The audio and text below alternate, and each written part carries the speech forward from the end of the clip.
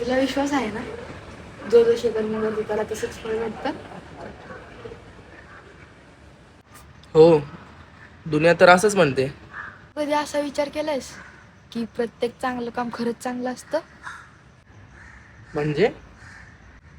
तुझं कर्म तोपर्यंत चांगलं नाही होत जोपर्यंत तुझं मन साफ नाही. जर तुझं मन साफ नसेल तर मोठ्यातलं मोठं दान हे व्यर्थ आहे. मी कोणाचंच वाईट नाही करत, मग हे आयुष्य माझ्यासोबतच वाईट का करते?